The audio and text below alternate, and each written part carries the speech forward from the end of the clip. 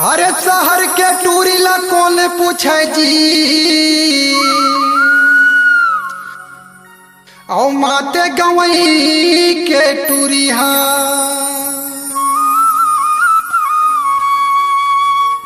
अरे जीवा मोर सहावे नहीं रे औ मारे नैना के छुरी माँ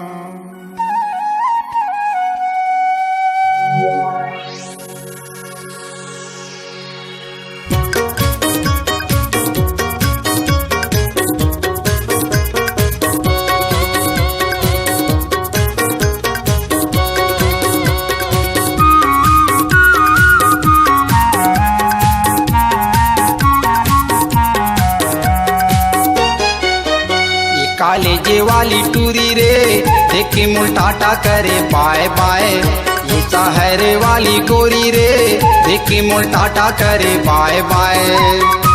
कोनो लगे पे नहीं कोनो लबारे नहीं कोनो लगे पे नहीं कोनो लबारे नहीं चुम्मा ले देते मोरे हाय हाय हाय हाय हाय।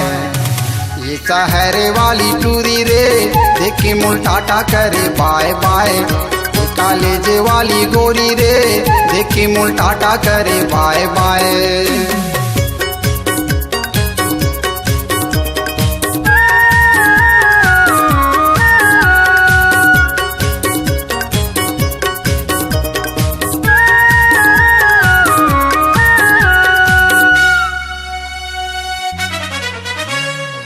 का जानो मैं गाँव यहाँ ये टूरी के चाला धकली मुरजिउरा करथी मारे नैना बान माँ। का जानो मैं गाँव यहाँ ये टूरी के चाला धकली मुरजिउरा करथी मारे नैना बान माँ। धकली मुरजिउरा करथी मारे नैना बान माँ। दिखे मत ना नाना जी हो गे तना नाना दिखे मत ना नाना जी हो गे तना नाना। इंग्लिश में बात करते ठाए ठाए ठाए ठाए ठाए।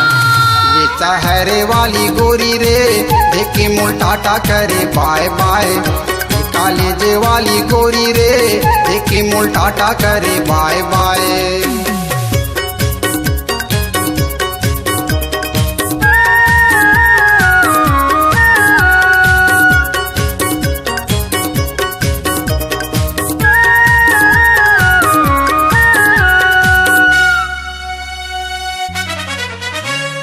फैशन मारे रेंगे टूरी नखरा हवे भारी महू कुंवारा टूरी हो है कुंवारी। फैशन मारे रेंगे टूरी नखरा हवे भारी महू कुंवारा गोरी हो है कुंवारी। महू कुंवारा गोरी हो है कुंवारी।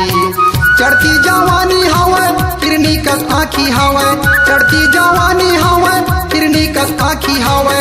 छुए माँ करते जीव साए साए साए साए साए।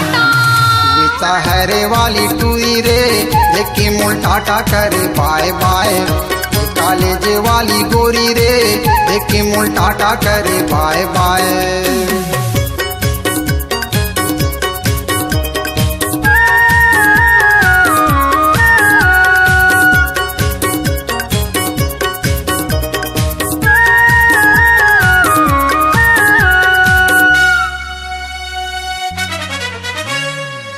स्कूल में बैठे बैठे लिखत रही थे लेटर नहीं होवे पढ़ाई टूरी मारत रही थे लेक्चर।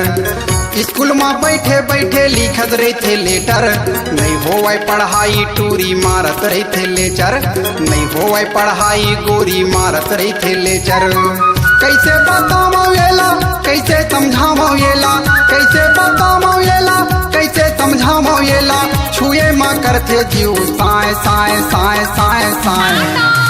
ये सहरे वाली टूरी रे देखे मुलटाटा करे बाय बाय।